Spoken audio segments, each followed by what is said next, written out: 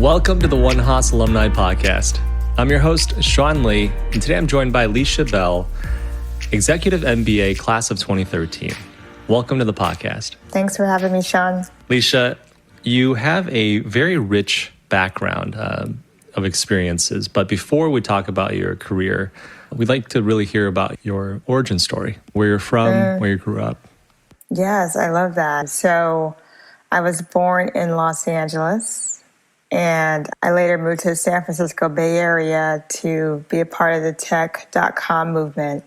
But ancestrally, my family's from the South. Both my grandparents are from Louisiana, and they migrated to the West. This is during World War II to work on the shipyards and the ports. And so my mother is a native Los Angeles, California.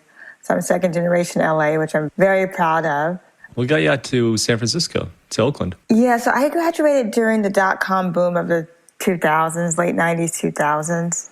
And I was so fascinated about what was happening in the Bay Area around the tech movement. So I was a business major, but I quickly knew I needed to get into tech. And so I took up a minor in computer science for information systems. Wow. So I could be rooted in that movement. And it has served me well. I've been here for 20 years doing the same type of work. I was very lucky, I guess. I should have had that insight. I'm doing exactly what I'm supposed to be doing.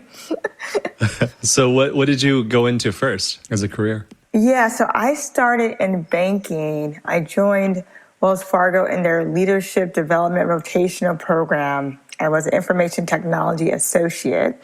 So that allowed me to rotate through various parts of the business and kind of learn my way through the company, working on different technology projects. I mean, how deeply in IT were you? Were you a programmer or were you more on the operational side? I used to say, I can look at the code, I can read it, but I surely don't want to do it.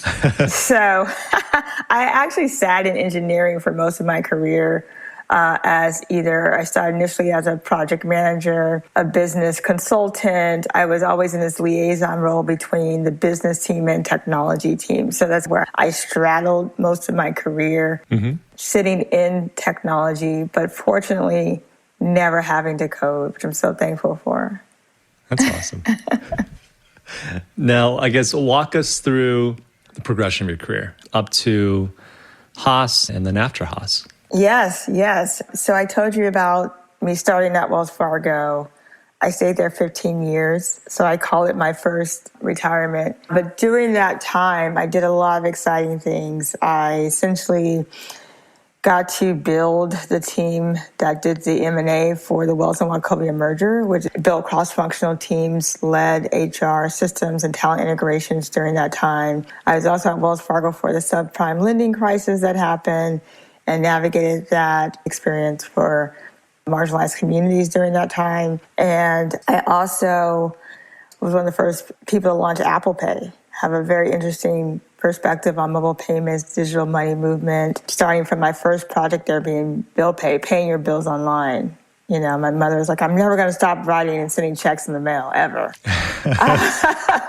So that was a big cultural shift at that time. After the kind of financial collapse of 2009, I decided to go back into business school. After Haas eventually let me in after 3 times of trying. So they didn't know they wanted me, so I kept persisting. Eventually they let me in. And I went at an experiential time where the company was post-recession at the time and was starting to do layoffs. So I went back to Haas and I got laid off 6 months into Haas, which was very interesting because I had all this free time and I was able to become a full-time business school student. And I moved to New York and I got to travel the world with my classmates. So I would say that was a really interesting career break for me. So I went to Haas, I did the Berkeley Columbia program. And upon graduation, I actually went back to Wells Fargo to do another temporary assignment to work on digital payments. And I was the chief of staff for the head of credit. After that, I left Wells Fargo and went to Kohl's. And I did retail e-commerce. So I was responsible for essentially the checkout experience related to payment. So I mentioned launching Apple Pay at Wells Fargo. When I went to Kohl's, I launched Kohl's Pay. So essentially, I was in the world of retail, which is a way funner industry than banking. And I stayed there for 3 years. After that, I went to the startup, put my startup hat, and I went to work for a company called Feedzai, which is an artificial intelligence company that fights fraud and payments. So as director of product there, the company is headquartered in Portugal. So I spent half my time in Europe and traveling all over Europe, fighting fraud, building strategies, looking at algorithms and models for AI on how we could break various fraud patterns. So I did that until a classic startup crash and burn. And I recovered, and then I came into PayPal, which is my current employer. So there I'm working on Venmo commerce. So not the P2P, send your friends money, but actually the product that Uber uses and many large merchants. So you can use Venmo as a payment method. And that's where I am today. So Uber uses PayPal's Venmo for their... Yes, they do. Wow, okay. We're the only way you can get Venmo, so you have to call us if you want it. That's amazing. That is amazing. I use Venmo for so many things. And when you're talking about that startup, it's so funny because I was helping one of my colleagues from last summer. He's been looking into the startup called Bolt. Oh, yeah. Bolt has been just skyrocketing, and that's their huge value proposition, right? Is that fraud detection. Right. And improving conversion. And at first, I kind of brushed off the impact of all this because I forgot if I told you, I used to own e-commerce companies. Those were my first businesses. Okay. So, Cool. So one of them's still around today, actually. It's been, I think, over 10 years now. And nice. I actually use Wells Fargo. Actually, I use Authorize.net that was resold by Wells Fargo as our payment gateway. And then it was just a terrible experience. Not Wells Fargo, but Authorize.net in of itself. Because the fraud detection was so archaic. You check these boxes that said, oh, do you want the addresses to match? And if you don't, then we're going to let this transaction through and you'll have to deal with the fraud. If it's fraudulent, then we're not even going to talk to you. We're just going to take the money out of your bank account immediately because we don't care if you already shipped the product. And it was just, it literally became something it became the status quo that I just accepted as a business owner. I just said, you know what? I'm going to build this into my costs, right? Right. 2% is just going to be going to fraud, Right. But to hear that you were working behind the scenes in some of the more proactive companies that were trying to solve and deal with this stuff, that's pretty cool. That helps make the connection as to how and why you're just so interested in finance as well. That's and AI. Cool. AI is a personal passion. Actually, that's a huge part of it. Wow. That's pretty cool. Sorry for that tangent. I just had to share because No I problem. didn't actually know that part of your career. And so, actually, I want to hear a little bit about the Berkeley Columbia experience. How did how did that work class-wise? I know that program went away in 2013 when you graduated, was it? Yes. Yeah, we actually feel like we're like the kids of divorced parents. They agreed to split after us, and so we feel responsible for that, and we're sorry. It was an amazing program. Yeah, so it was a 2-for-1 deal is what we call it. So literally we had professors from both schools, and we traveled back and forth across the country taking classes. So you will have 1 week in Berkeley, the next month you go to New York, the next month you go to Berkeley. And so it was just crazy. It was actually crazy. Like there's a 5-hour flight because most of the people are mostly West Coast. There's a few New Yorkers and a few folks in the Midwest, but essentially just a traveling program. And so we would just have the bi-coastal experiences every month. San Francisco, New York, living the life. We're definitely more studious when we're in Berkeley than in New York. I will tell you that. That's so funny. It was still a 18-month program? Yes, 18-month accelerated program. Got it. Drinking out of the fire hose. I guess I do have to ask, was there anything in particular that you were looking to get out of the MBA skill set? Yeah, I knew that I wanted to take my career farther than where it was going.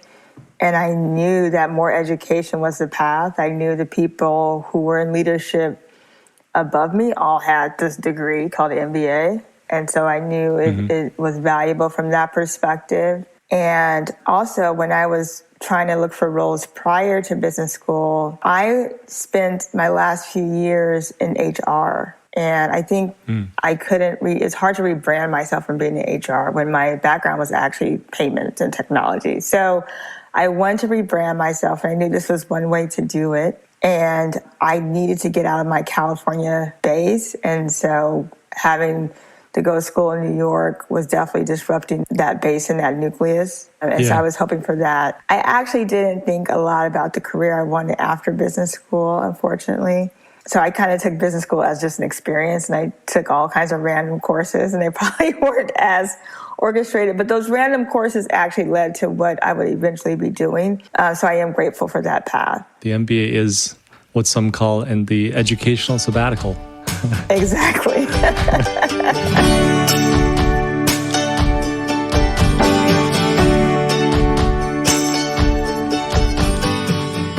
You know, a topic that we discussed and talked about during our interview prep was this idea of the weight of identities. Right. Can you share with us a little bit about what your career has been like as a person of color and more so as a woman of color?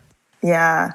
It's a very interesting conversation and dialogue as we talk about identities. And some people think it's a social construct, which some identities are social constructs, but being Black and female is not a social construct. That's my DNA. So I do feel like my background is different than most of my peers I walk into the workspace with. My identity is different. Where I come from, my socioeconomic status is different. I'm a first-gen college student. I never knew anybody working in corporate America before me. And I'm typically usually the only one. And I think what that looks like is that people size me up really fast before I even get a chance to speak or state my purpose or say who I am. In most of my teams, I was the only non-Indian, non-male in development groups. And I think partially I'm discounted a lot about what my architectural experience is, what my payments expertise is, what I know about money movement, transactions, AI, and fraud. And, I've been a professional in this for 20 years. So I actually know a lot about this stuff. And I did have a computer science minor. So I actually do get it at deeper levels than people give me credit for. I think that's part of it. When I was doing AI work in fraud, I went to Tel Aviv, Israel, and I was held at security at the airport because they couldn't believe this Black American woman was working at this company doing something very suspicious. And maybe I was a spy. And it just didn't register, because most of the people in that community are marginalized Ethiopian Jews and not in AI startups in America. And so I think it's kind of changing the narrative and challenging that when I walk into rooms, just because I don't look like everybody else. And in most cases, I'm more qualified than everybody else. Most people don't have MBAs in my job. So I do feel that is as a weight, but actually also as a responsibility to help people understand how our identities look different.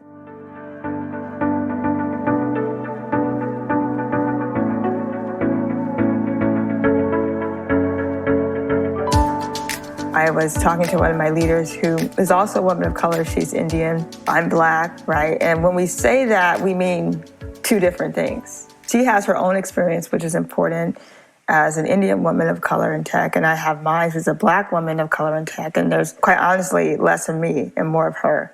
And so when we talk about how we assimilate identities, they're not all equal, because we do have a social construct of race in our society that devalues Black and Latinx people. And it's systemic and it's proven. And I think we have to understand that when we try to put these narratives together about how we show up. So it is harder for me to show up as the only one in a room in a company that doesn't support my cultural narrative, my food, all these things that would make it home, but it's not home for me. I'm visiting and trying to find my way. And I think for everyone to kind of be more aware of those identities and affirm those different identities that are not the dominant narrative is helpful. No, that's very true. No, there's a lot of invisibility to it because if you're not exposed to different experiences or identities, then we could all live in our bubble. I mean, there's a reason why I live in Oakland, because there's Black people in Oakland. I could have lived in San Francisco, but I wanted something affirming where I planted my roots and see people that look like me, because I couldn't get it in my day-to-day job, and like all these ways, there's survival tactics, right? It's like, you're in different cultures do it in different ways. Right. I actually remember Marco Lindsay was sharing this, that he was saying he very intentionally lives in Oakland so that he can be an example to the community and show them that, yes, I'm Black. Yes, I'm a businessman. Yes, I'm all these things, and you can too. You can be too, right? Right. I think there's a lot of power in that as well. No, that's great. So I think the segue for that is, you shared a little bit with me prior about your interest and passion in providing access to financial services to the underserved. And you mentioned even the idea that you ultimately you want to launch a fund to provide capital to the underserved communities. Can you tell us a little bit about that? Yeah, I'll give you some numbers. People like data. 0.006% of venture funding goes to Black women. There's only about 40 Black women who've raised over $1 million in funding. In the city of Los Angeles, where I am from, Black and Latinx people only hold 1% of the wealth of that city. In a city that's 70% non-white. And I share those stats to say we are nowhere near where we should be in terms of wealth and access. And so why is that? Part of the issue is access to credit, access to capital, access to education, very few high-income earners. And all of these things carry different weights and impacts to why we are where we are. We have major gaps in our society, and partially, I think what Marco was saying, that he chooses to live here when most Black people from Oakland have been forced to leave, is a statement. It's resiliency. And so people who are marginalized, who aren't in tech in the Bay Area, for example, don't make these kind of wages, making minimum wage, trying to live in these very expensive cities that they can't really afford to be here, just making a statement because it's not in their best interest to stay, but it's in the places that they built and they want to sustain. And I'm passionate about it. My day job is money movement, how to provide access to the unbanked. Venmo is a great product for unbanked people. And I love that about it. And so is PayPal. And, how do we give people access to move money digitally, to have a place to store money, to have a trusted source? That's a big issue, trust. And so my personal passion is one day to build a fund for Black women who are trying to be entrepreneurs, to have access and capital, to fundraise meaningful amounts of money. The average Black woman entrepreneur makes $36,000 a year. And that's saddening to me, when we know that some white boys walk into a room with a PowerPoint deck and get at least $1 million. And we're not able to get those types of numbers and investment. And partially it's because the white boys control 99% of the capital in this country. And so either you have to convince them to change their minds and hearts, or you have to get more people of color on these cap tables who see value in those people. Right. Your passion for providing access to financing and financial services, how does that play into the Black Lives Matter movement, if at all? Yeah. So Black oppression is directly related to economic suppression. And so George Floyd was killed because he lost his job and fabricated a $20 bill. If George Floyd had a job, he'd be alive today. And the issue why some people are looting, because they have nothing. They have absolutely nothing. They have nothing to lose because society gives them nothing. And if people had something, if you gave people a piece of the pie, a little bit, if you gave people access to home ownership, they would have a stake. They would have equity. They would be rooted in and more confident about what they can do and who they could be.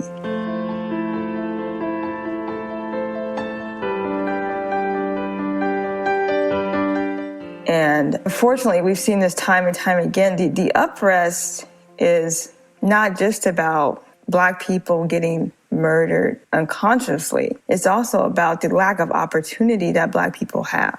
And that's why we're in this vicious cycle that we need to get out of. We need to escape it. We need to be rescued from that. Because until our social economic status has improved, it's a dire situation. And as you may have mentioned and led to, immigrants have far better experiences typically than marginalized people in this country.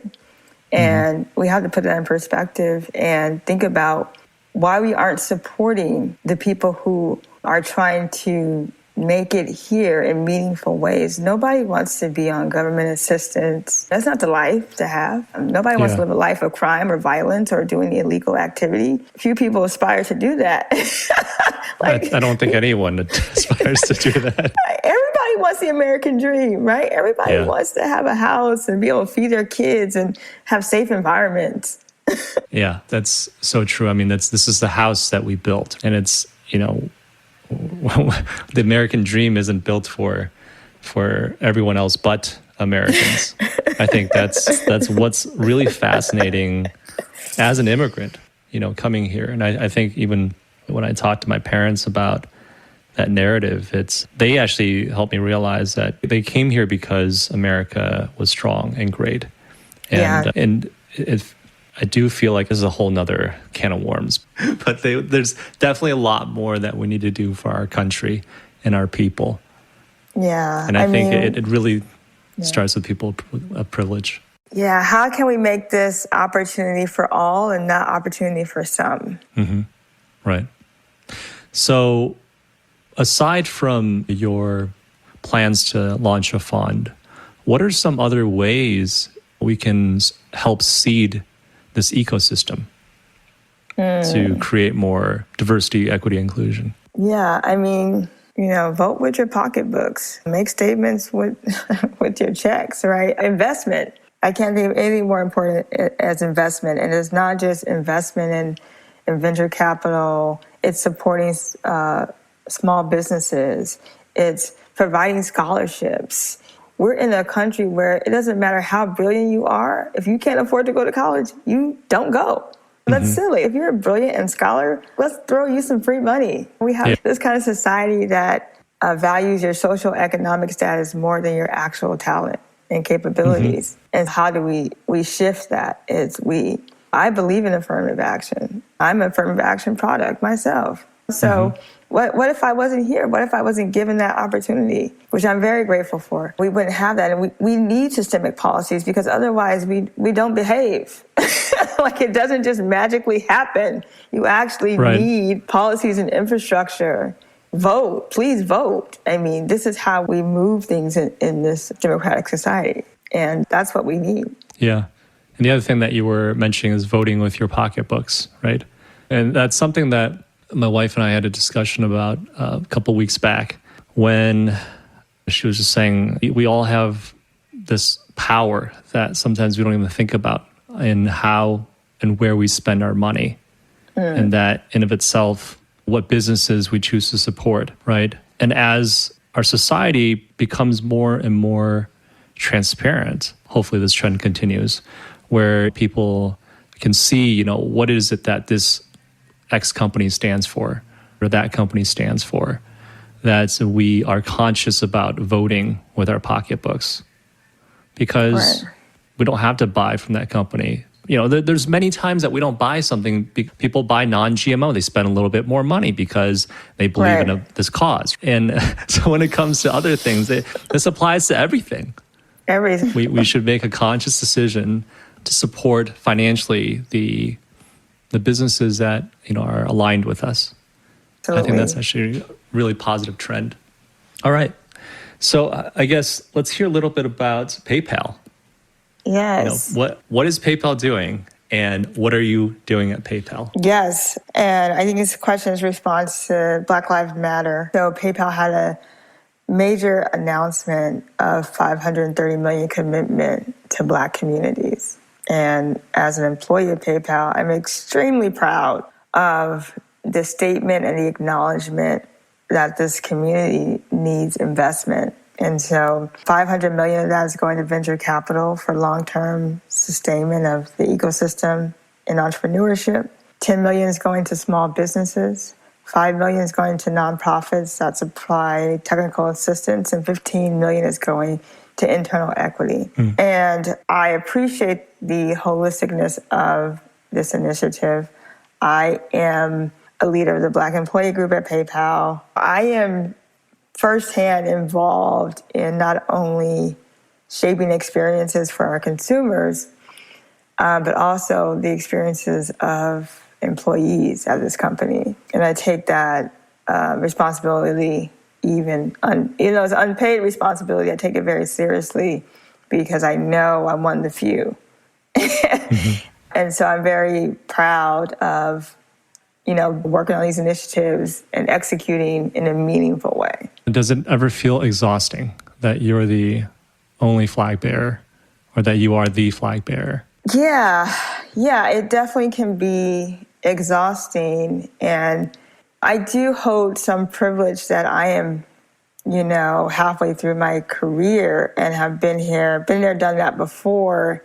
And I feel comfortable voicing my opinion because I also vote with my feet. If I not supported in where I work, I can go somewhere else and look for that support. And I do feel encouraged that people are willing to listen.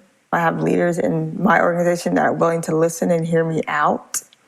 And that's what I call allyship. And I actually have a few co-conspirators who take it next level, who actually use their power and influence to make change. My own manager, who's an Indian male, was marching for Black Lives with his kids. And I love that. It made me tearful, considering we have very different perspectives. And I don't, he may not fully understand the American racial construct because it's different in India. And everybody has their own construct that is unique to culture and identity. And he took a stand to support me and my daughters. And I just love that bravery and courageousness that the co-conspirators have taken. My non-Black colleagues wrote an open letter to the CEO about what they thought Black employees should have to be successful here.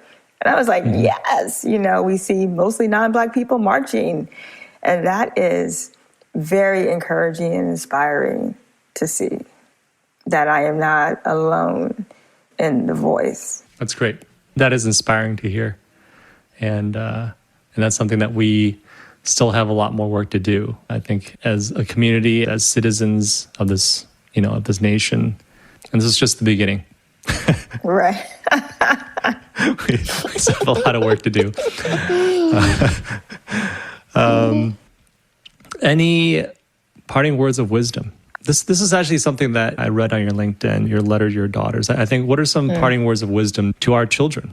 Yeah, I think if we can expose our children to everything and know that we as parents have limitations, but there's so many other people who can help us bridge those gaps, expose our children to different cultures, different languages. Hopefully one day we'll be able to travel again and see other parts of the world and be less myopic and have compassion and empathy. Like, let's raise our children to be empathetic and have understanding and not be presumptive in who or what they think people are or their capabilities because of what they look like.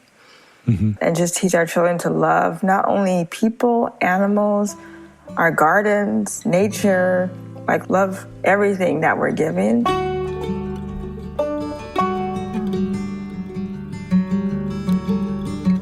And this is a time of gratitude, particularly during this season of stillness in Corona, and just being grateful that we have a community of people who are with us, are walking with us, supporting our neighbors. I really am enjoying the energy of love and just camaraderie right now. So I want to keep it going. Even when we return back to normal, I don't want us to forget that we actually took time to talk to our neighbors again.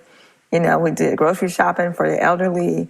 We took all the things, the acts of compassion that's been going on. Let us sustain that in a beautiful way. It's beautiful. Thanks for sharing that, Lisha. Thank you. It's been a real pleasure having you on the podcast today. Thank you so much. Go Bears. Thank you for tuning in to another episode of the One Haas here at Haas Podcast. If you enjoyed our show today, please subscribe to us on your favorite podcast player and give us a rating or review. You can also check out more of our content on our website at onehaas.org, where you can also subscribe to our monthly newsletter. Until next time, go Bears.